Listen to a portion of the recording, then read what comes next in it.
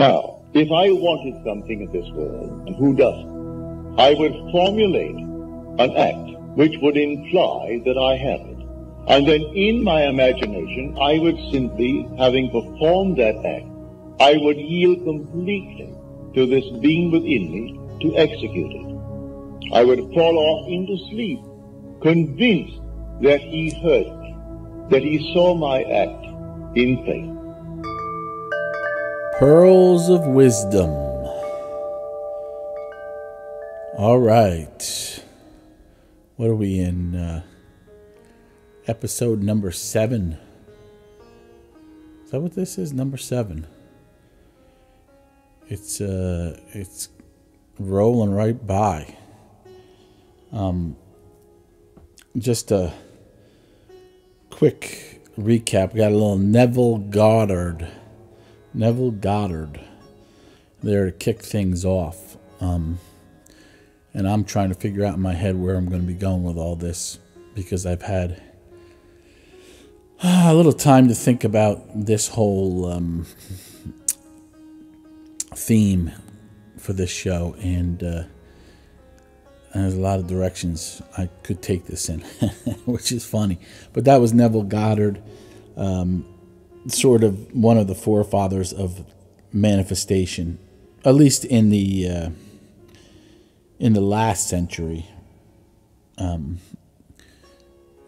There's been probably a whole bunch throughout time into that kind of thinking. But before we get rolling with that, I'll just make a few comments on A Million Masks.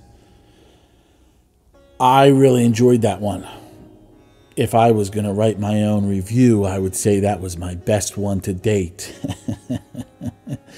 I just enjoyed it. I thought I hit it kind of good. It was interesting. I didn't go too far. I made some good points. I thought everything had good clarity. I've been working on that, right? I don't know if I've been working on it. Probably just has come around a little bit from listening.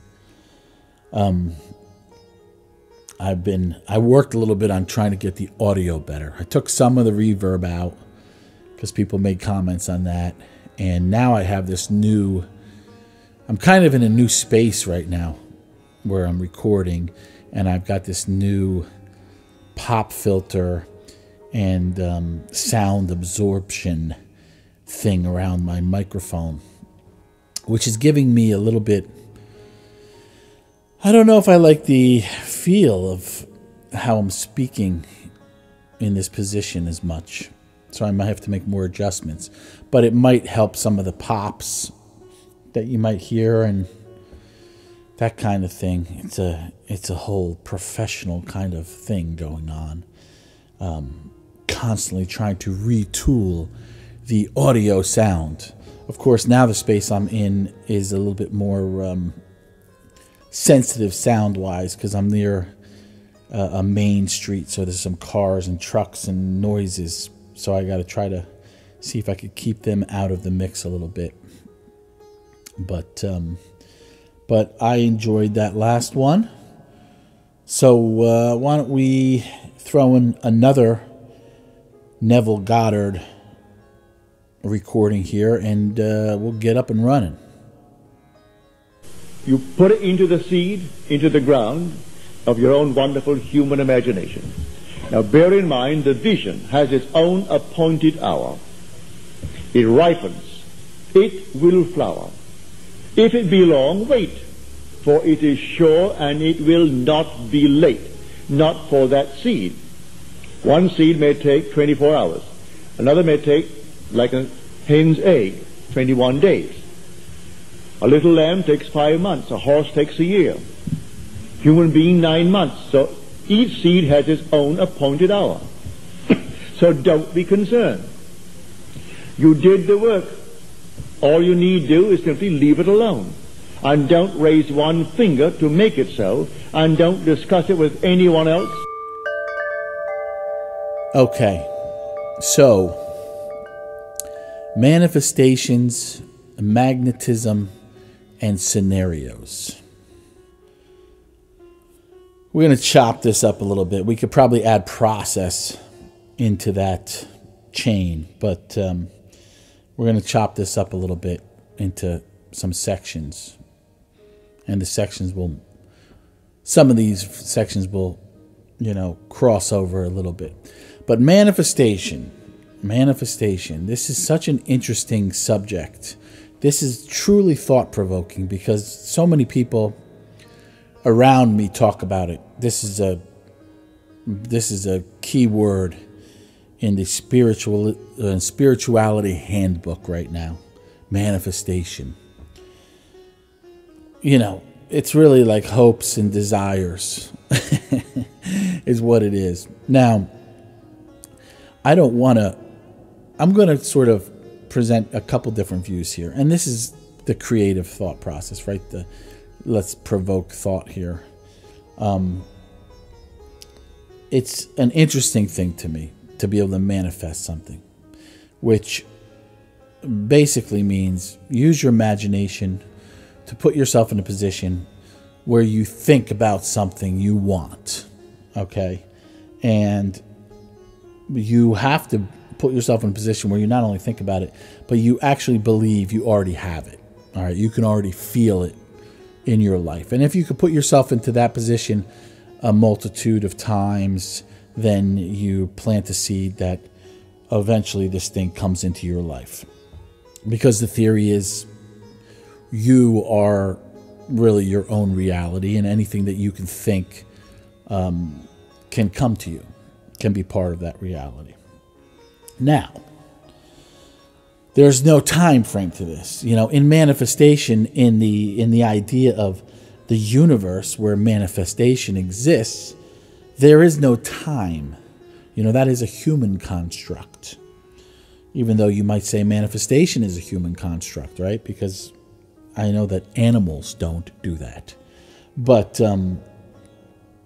there's no time. So this thing that you're thinking about, you can't think it's going to happen tomorrow, it's going to happen next day. You just have to plant that seed and let it sort of grow on its own accord. Now, I'm gonna pull out my mirror a lot today, my little compact mirror where I look at myself, and I have to look in it because I'm making assessments and judgments about other people. I'm going to probably do a little bit on this episode because I'm going to analyze this a little differently than I normally do, especially on this show. Because I see this on the internet, and I don't know if it's true or not. I think sometimes, you think about something, and you might do this, and it might come into your life. Can you really say it was from you manifesting it? And that's why I brought up process, and that's why I brought up magnetism. First, we'll go into process, okay? So if I take an example like getting in shape, if I lie in my bed and I stare at the ceiling and I imagine myself being in shape, and I think I am going to be fantastic looking, I'm going to have muscles, low body fat, and when I stand in front of a mirror, it's going to be like a Greek god looking back at me.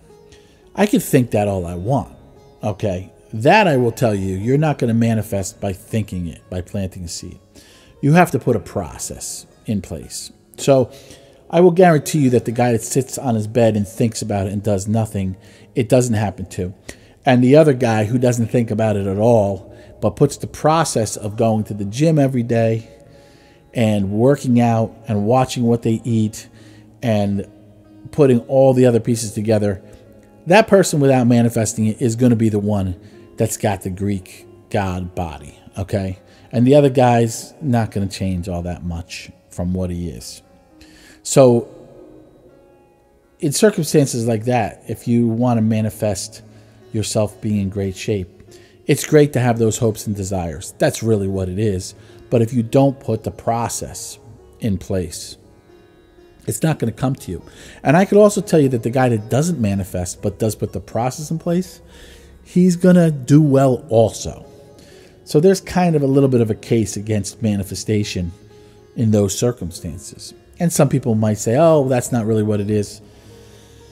Well, somebody come in front of me and explain exactly what it is, because I hear a million different versions of this thing, and I don't know who the expert on manifestation is, but I'm taking all these things that I hear and I'm putting them into action in this thought process right now. Okay, so I think the process is more important.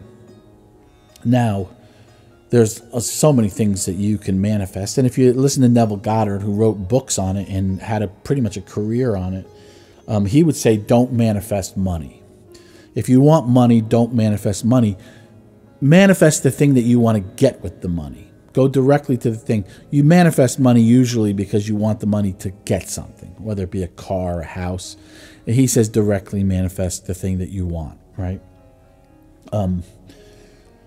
So I think that the process of completing the action, is really a hugely important part of it, right? And I think a lot of people that manifest something, they have a vision board, right? They have a list of what they're going to accomplish. And they start putting this process in action, and then things happen, and they look back and say, I manifested this. Well, is that the truth? Or was it the process? Maybe you needed that to inspire yourself. Maybe you needed that to lean on. But was it really, can you analyze it and say that was really the end result of it? Now, another thing I'm going to mention, because I'm going to bring somebody up that I'm not going to name them, but magnetism. Magnetism is the other side of this, and I will tell you why. There is a girl on Instagram that I follow right now. I'm not going to say her name because I actually really like the things she says. I like her approach. She's got a podcast. I listen to the podcast. I enjoy it. However, I'm also going to analyze it because as of late, I've seen her a little bit with speaking of manifestation, and that's all these great things are happening to her right now. And she's sort of putting a lot of the credence, the credibility of those things into her manifesting these things. Now, first, I'm going to say she's a beautiful girl, okay? And she spends a bit of time getting her hair right. She dyes it so it's very blonde. She puts curls in it. She puts makeup on. She has nice lighting. She says she's not really good at doing these things or podcasting or anything, but you can tell there's some time been spent putting this in. And she might say, I don't really put that much time into myself, but I guarantee you most people who are around her would say, yeah, you put a lot of time. And from what I gather, she's sort of leaned on men over the years who have helped her kind of get along, and now she's sort of in a position where she's making things happen herself. Great. Wonderful. But what she's really created is a magnetism more than a manifestation, okay? She's created herself to be a magnet to people, okay? First, when you're a beautiful person, you've got that going for you right off the bat. And then she's worked. If she got on the microphone and she didn't dye her hair and she just combed it after she went in the shower, she didn't put makeup on, and she went on the microphone, I don't think that anything that's happening to her would be happening to her. She could manifest all day long, and I don't think it would happen. She's put a process in place, and part of that process is making herself magnetic.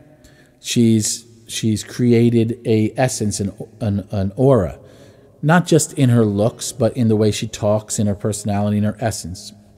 And I find out a lot of times it's people who make themselves slightly unavailable to the world. They talk about boundaries. Well, are you have boundaries or do you have walls? Do you not let people in because you want to have boundaries, but also the people that are close to you who give you their time, are you not letting them in also? Are you giving and taking, or are you creating magnetism through not making yourself available? And it's fine. Whatever the case is, I am not judging that. I'm not judging that part of it. I think people know to a certain extent, and maybe it's not talked about that much, maybe it is talked about more, not in my circle, but that, you know, people who are good-looking people who are a little aloof, make themselves a little bit unavailable, spend a lot of time working on themselves, tend to be the people that have some success in this world. Now, this girl is getting success this way, and she's saying, I manifested this. Well, I don't know if she manifested it. I think that she created something. She put a process in place, and it's all happening. And now it's really interesting to say I manifested it, almost like I didn't have to do anything. I just sat back, and it all just came to me. But if you just sat back, it wouldn't just all come to you. You all had to start doing your show. You had to start recording. You had to start a podcast. You had to start contacting people. You had to get your look right. You had to do... All these things are a process. They're not part of manifestation. Manifestation is just happens only in the imagination. That's the only place it happens. Okay? So, do I believe in manifestation? You would think from the way I'm talking that I don't. But I don't know. I don't know. You know, it's hard to believe anybody you see anymore. I mean, hear anymore. You don't know. And I think that I did see someone post that nobody knows. So I saw someone post something today that was like, nobody knows. They named, you know, experts, non-experts, people in passing, and they were like, nobody really knows anything. And I think that's probably a truth that we all should start looking at a little bit more directly. I mean, of course, there is knowledge in this world, so people do know things. But I think the point was, you know, people make big claims. Like, for example, manifestation. You go on YouTube and look up manifestation. And there's people who are going, I'm going to tell you how to manifest $1 million. This is how you do it. And then if you really sit back and thought, if this person was capable of doing that so easily, they wouldn't be spending 1 second making a YouTube video, because they would have so much money that they would be busy traveling the world, having all the things they want. They would have no time to make a YouTube video to tell you how to also do it. So, so right away when I see those things, I watch them. I'm totally interested. I'm intrigued. I can't help myself. But I am also going, oh my God, what am I doing? Because this is far-fetched in reality if I really think of this logically. Okay? So the magnetism part is a big part of it. People who create magnetism, and some people could do that very easily just by being good-looking. If you're good-looking, you almost have an automatic magnetism. I mean, come on, you see a good-looking guy walking down the street, he's got every girls and guys looking at him. Their guys want to be friends with him, girls want to date him, and he just walks around doing whatever he wants. Sometimes you talk to these guys and they got nothing to say, but they don't need anything to say. They look good. But then there's other people who their personalities are their way. You go to a party and you see this guy, he's got big energy, and just everybody's attracted to him. And he's just got this energy, and people are laughing around him, and he seems like he's not bothered by anything, and he's always jovial, and he's always got this wow thing about him, like he's always at a party. You know, you could meet the guy at 10 a.m. in the morning at a diner, and he walks in and you think you're at a party. I mean, some people have that magnetism. You know, there's women. Every example I give is women or men. It's not one or the other. You know, there's people who just have a silence about them. They could come into a room of people and they're kind of silent and just look around with their eyes, and they just draw people in with like some type of energy or essence they have. I mean, there's a lot of different ways about it. And can you create that? I think you can create it to a certain extent. I think maybe there's something everyone has that if you can expand upon that, if you could figure out ways to not embellish it, but to bring it out, to bring the colors of those things you have in you out. And you have to spend time with yourself working on these things and, you know, creating this magnetism. I do. I think you can create magnetism. You know, is it selfish to do that? Is it selfish to spend a lot of time working on yourself? You know, it's such a strange thing, because I have a lot of friends that do that. They're just always working on themselves, and they're all, you know, you know, I've seen a lot of like, oh, I need to work on myself because I need to get myself right before I could help anyone else, or I could really do anything for anyone else. But those people that say that, I've had people like that in my life for years. They never go to the other end. They're always working on themselves. They're always engaged with themselves. It never comes out where later on these people come out and all of a sudden they're really engaged with everyone else and they've finished themselves off. The work continues till their body falls, basically. So I think sometimes people use that, hey, I'm working on myself. I'm, you know, self-love. Sometimes it's just like, it's really like, just say the truth. I don't want to deal with anybody. I don't want to deal with other people. You know, these people that come into my life that want to be friends and want to do this, I don't really want to be bothered. I just want everything to be concentrated on me, and I don't really want to put any effort out there to anyone else. Sometimes I feel that that's true about people. But, you know, ultimately, everybody's got issues. Everybody's got their thing one way or the other. You know, you can't sit there and say, be judgmental about people trying to figure out themselves or figure out other people, or, you know, everybody's doing that. Everyone's out there going, oh, this person is, you know, too into themselves, and then this person is into everybody else besides themselves, and on and on and on. So anyway, I'm running on a few tangents here, I guess, but I'm trying to make sense of manifestation and whether it's a real thing. You know, I know a lot of people that are into it, but, you know, people won't always be honest. You know, they'll say they manifested something or the other, but then if you really sit down and you break it down, you know, I don't know if it's true. But I do know process is true. I have seen people who put things into process. They start a process, and step by step they create something that works. So I don't know why so many people are like so into manifestation but not so into process. Like it's almost because it's somewhat magical. Maybe because it's, you know, there's an ease to it. They think, oh, I could just manifest it. I don't really have to do much but wait for it to happen. I don't know if that's really it. I think it could be more that it's like a magical thing to be able to manifest something. It's like almost like I'm special because I could do that. Whereas process is everybody could do.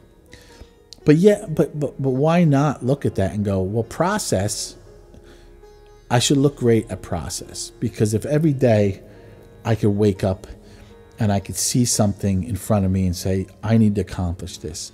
This is the process that I need to stick to accomplish this.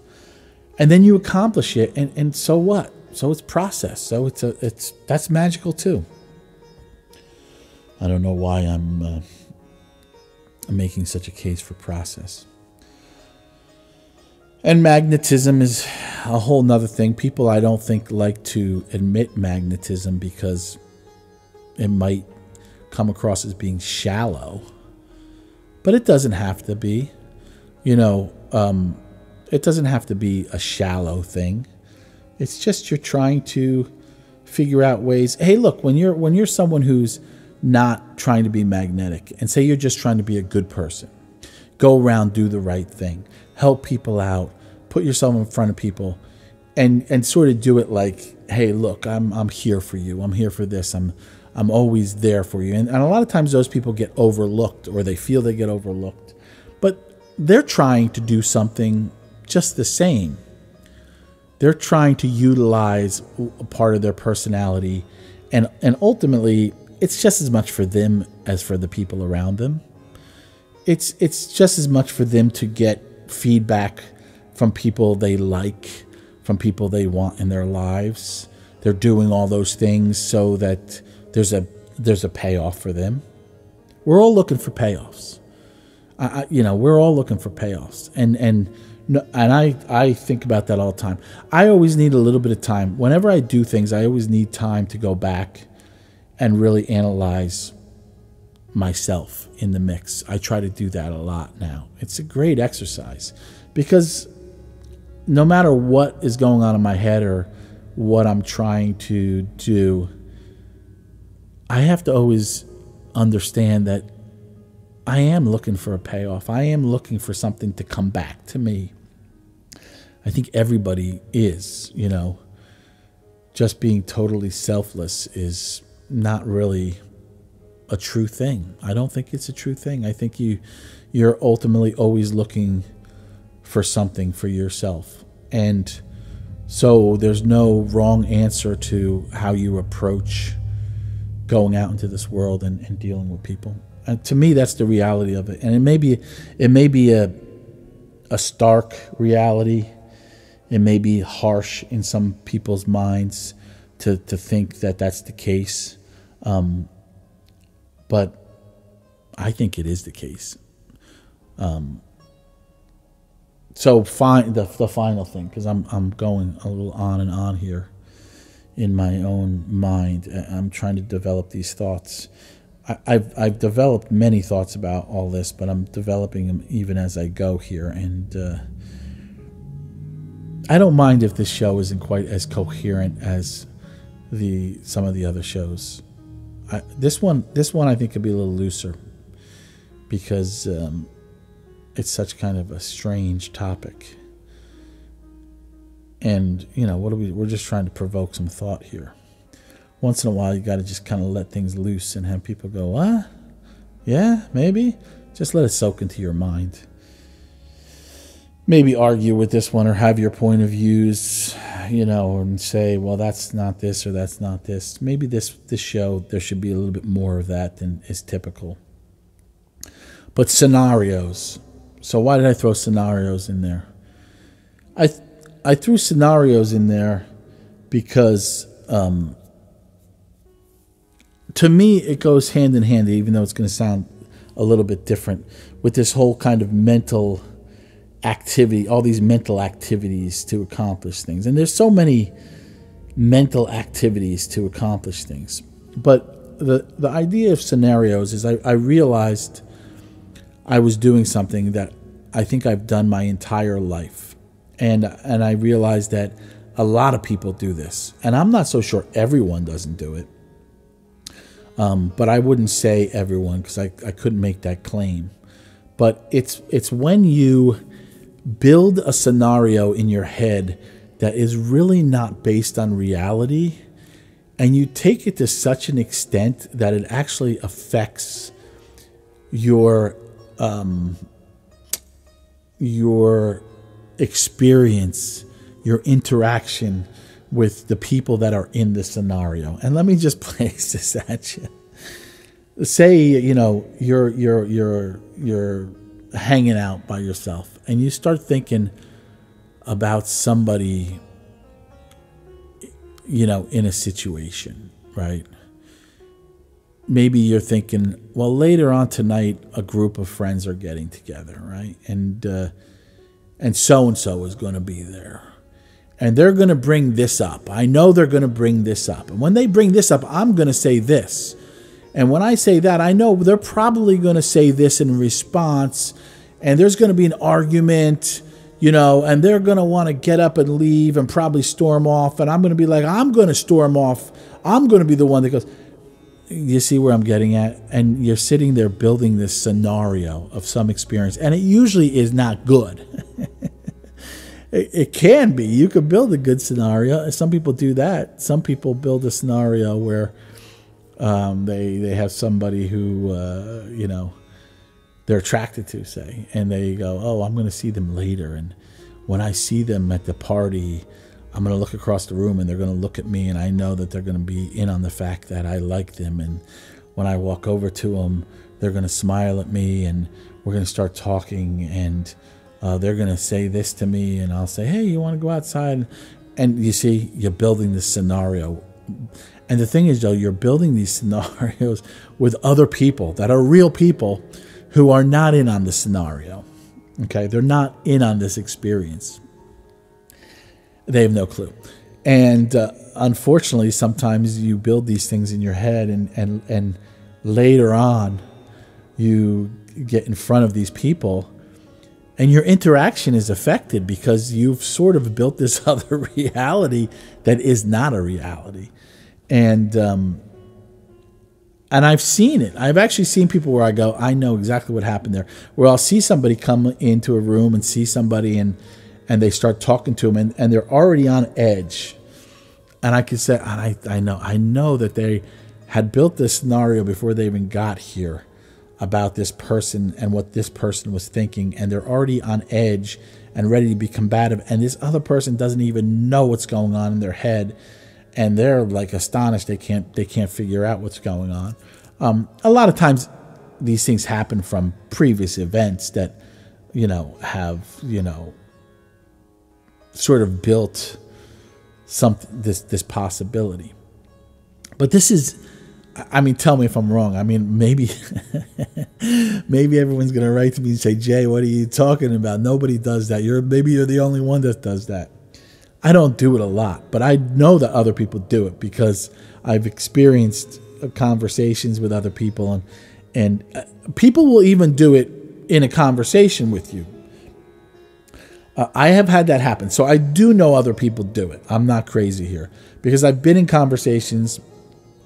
Not so much lately. I can't bring one to my head lately, but definitely when I was younger, multiple times, where someone was sitting there with me during the day having a cup of coffee, and they were like, so-and-so is going to be there tonight, and I know that they're going to say this, and, they better not say this, because if they do, then I'm going to do this, and, I know that they're going here because of this reason.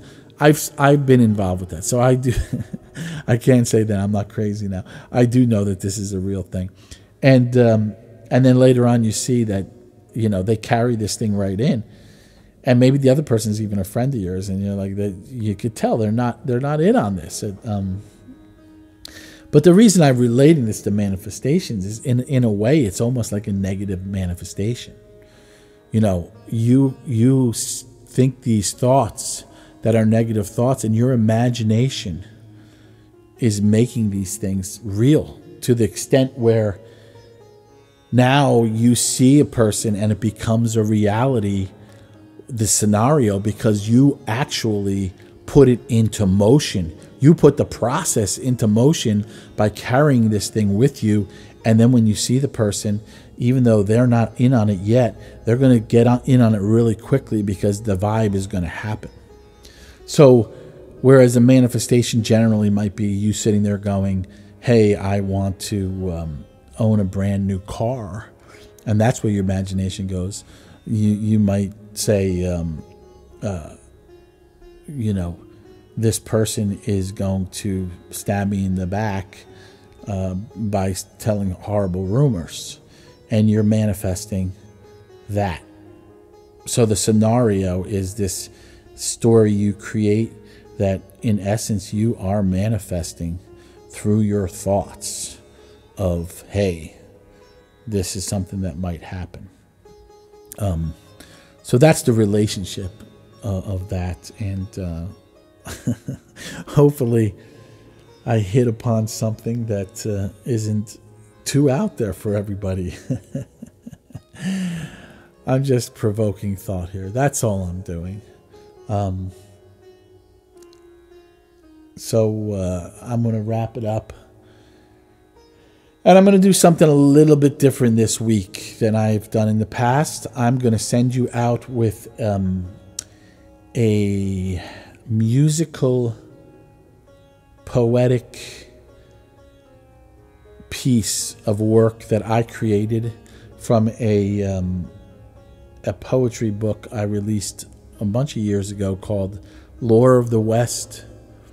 I don't know. It was probably 7 years ago I released that book, and part of what I did with it is I took all the poems from it and I put them to some type of soundscape, some of them with a little music. This one's called Kingdom of the Sun. A nice little backing. I played all the musical pieces to it and read the poem. I hope you enjoy it going out this week. I hope you enjoy this show. Don't think too many negative thoughts about me, because you will create havoc by manifesting these negative thoughts. Manifest only that Jay is going to be successful in his podcast. All right, I'm out of here.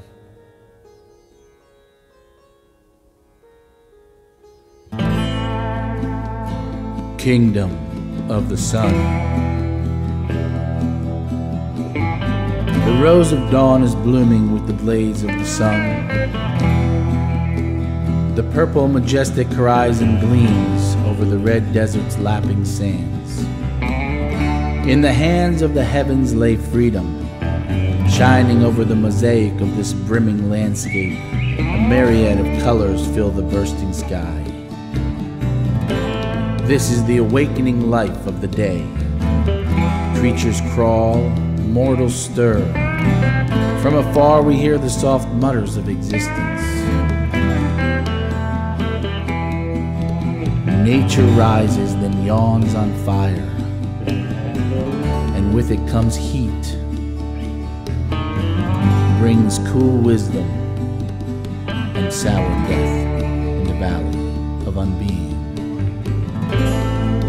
But with this also shines eternal light through the glorious fields of enlightenment.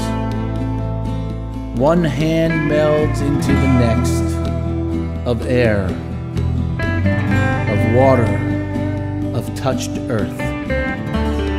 Angels' wings sting the same as the horns of the devil to those who walk these hills of humanity in the shadow of loss.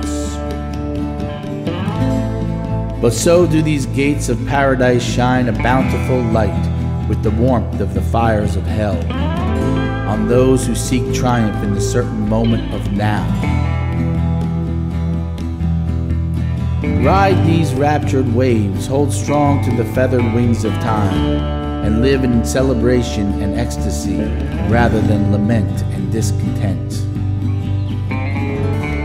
For these hours stand upon the grandeur of the golden green world, and swim in the depths of the crystal blue sea of divinity.